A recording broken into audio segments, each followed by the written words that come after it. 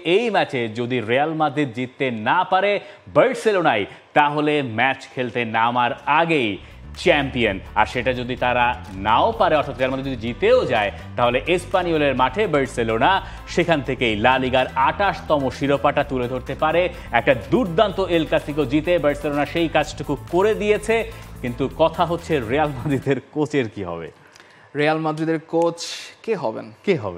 Trivia footage আছে আমাদের কাছে রিয়াল মাদ্রিদের কোচ। আমরা কেউ আমাদের প্রোডিউসার ফুটেজ ঠিক রেখেছেন যে তিনি নাকি জানেন, বলেছেন আমাদেরকে রিয়াল মাদ্রিদের কোচ নাকি কে হবেন।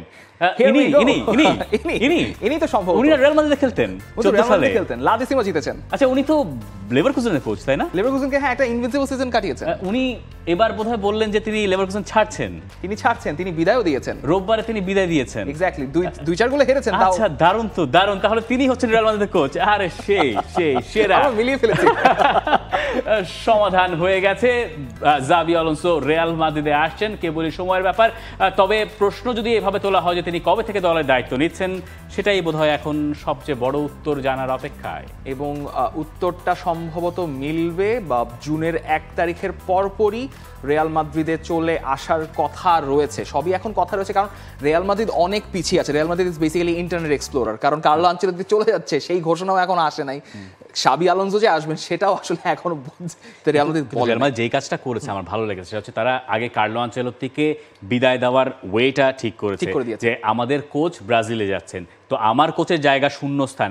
আপনি চিন্তা করতে পারেন রিয়াল মাদ্রিদ, ফ্লোরেন্তিনো পেরেজ, তিনি নিজের জায়গা ছেড়ে দিয়েছেন। আগে কোচকে বলেছেন, কোচ একটা জায়গা ঠিক করেছে, এখন রিয়াল মাদ্রিদের কোচের পদ শূন্য, নতুন কোচ জাবি আলোনসো আসুক। তিনি কিন্তু স্যাক করার নাই এবার।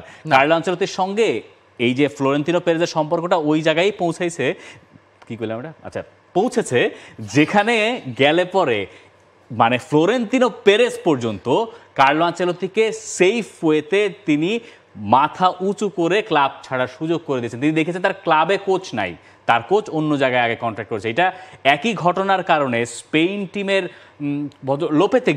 লোপেতেগিকে যখন রিয়াল মাদ্রিদ আগে সাইন করালো, বিশ্বকাপের আগে ঘটনা আসলো, স্পেন থেকে কিন্তু লোপেতেগিকে বিদায় করে দেওয়া হয়েছিল। বিশ্বকাপটা ওই কারণে তাদের খুব খারাপ গিয়েছিল। এই জায়গায় একটা মিউচুয়াল রেসপেক্টের একটা চমৎকার নিদর্শন বোধহয় আমরা দেখলাম। এবং এই মিউচুয়াল রেসপেক্টটা আপনি শাবি আলোনসোর ব্যাপারেও দেখবেন। শাবি আলোনসোকে, হ্যাঁ, আমি তাই দেখতে পাচ্ছি, কারণ Xabi Alonso is a revered person in Madrid.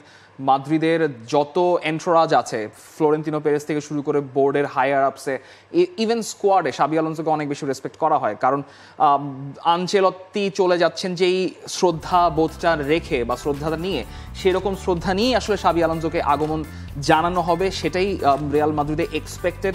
এবং what a time to arrive. আপনি রিয়াল সোসিয়েদাদের হয়ে ক্যারিয়ার শুরু করলেন, কোচিংয়েও, প্লেয়িং ক্যারিয়ারও, সেটার বি টিম থেকে গেলেন বায়ার লেভারকুসেনে। আই থিঙ্ক ফুটবল ফোকলোরে ওই সিজনটা একটা মানে স্মরণীয় মৌসুম হয়ে থাকবে। Not necessarily because of what they achieve, যেভাবে তারা ফুটবলটা খেলেছে, এবং সেই ফুটবলটা যদি এখন রিয়াল মাদ্রিদে খেলাতে আসেন তিনি, তার সামনে একটা বড় চ্যালেঞ্জ, যেটা আমার মাথায় এসে, সেটা হচ্ছে Real Madrid is an empire. Real Madrid is not a sporting project. Bayer Leverkusen was a sporting project.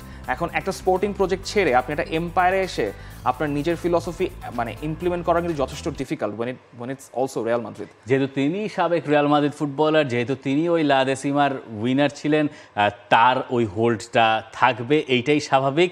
এখন বার্সেলোনা নিয়ে একটু কথা বলা প্রয়োজন। এইরকম একটা দুর্দান্ত এল ক্লাসিকো জেতার পরে বার্সেলোনা তো ডিজার্ভিং চ্যাম্পিয়ন, এবং কোনো যদি কিন্তু কিছু কি আছে ভেতরে, কিচ্ছুর আর কোনো রাগ ঠাকের ব্যাপার নেই। আমি কেন যে ওই দিন বলতে গেছিলাম, কেন বলেন তো, আমরা আরেক টাইমে কথা বলবো।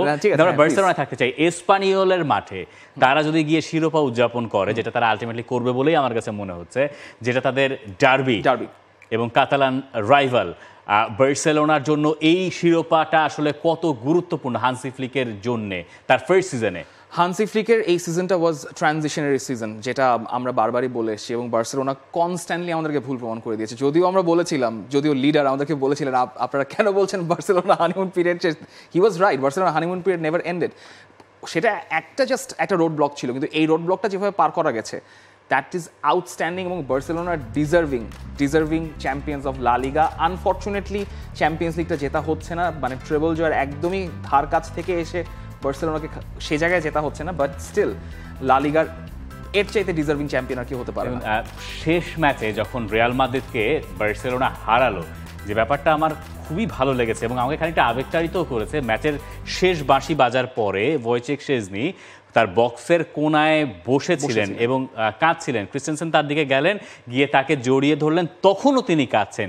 আমার মনে হয় গোটা বার্সেলোনা গল্পটা ওই এক শেজনির ভেতরে আছে। আপনার রেগুলার গোলকিপার ইনজুর্ড হয়ে গেলেন, আপনার সিজনের শুরুতে আপনার টাকা নাই, আপনি অলমোকে ইউরোতে ভালো করার কারণে দলে ভিড়িয়ে ফেললেন, এরপর আপনি সাইন করাতে পারবেন কিনা আপনি জানেন না, সাইন করিয়েছেন, রেজিস্টার করাতে পারছেন না। সেই বার্সেলোনা যখন অগাস্ট মাসও গেল তখনও আমরা জানতাম না যে রবার্ট লেভানডস্কি, রাফিনিয়া, লামিন ইয়ামালরা এত ভালো করবেন। শেষে গিয়ে রাফিনিয়াকে এখন বলতে হচ্ছে ব্যালন ডিওর জিতবেন, লামিন ইয়ামালকে বলতে হচ্ছে 17 বছর বয়সে এর চেয়ে ভালো ফুটবলার আমরা কখনোই দেখি নাই, আমাদের চেয়ে বড় যারা তারাও দেখেন নাই। ওই শেজনি যিনি রিটায়ার্ড ছিলেন ওই সময়, মানে ওই অগাস্ট মাস সেপ্টেম্বর মাসে যখন তিনি হয়তো কোনো একটা জায়গায় বসে সিগারেট ফুঁকছিলেন, সেই সময় তাকে ডেকে নিয়ে আসা হলো, ভাই আমার বার্সেলোনায় গোলকিপার লাগবে। তিনি এলেন, তিনি আরও 2 মাস বসে থাকলেন সাইড বেঞ্চে। জানুয়ারি মাস থেকে তার শুরু হলো খেলা এবং তারপর বার্সেলোনা অপ্রতিরোধ্য হয়ে উঠলো। বার্সেলোনার ডিফেন্সে ইনিগো মার্তিনেজ ওই কাজ করবেন কেউ জানতো না, তাই না? ইনিগো মার্তিনেজ একটা বাতিলের খাতায় ফেলে দিয়েছিলেন লোকে। কুন্দের সঙ্গে কুন্দেকে নিয়ে হয়তো প্রশ্ন ছিল না, বালদে লেফট ব্যাকে কী করবেন কেউ জানতেন না।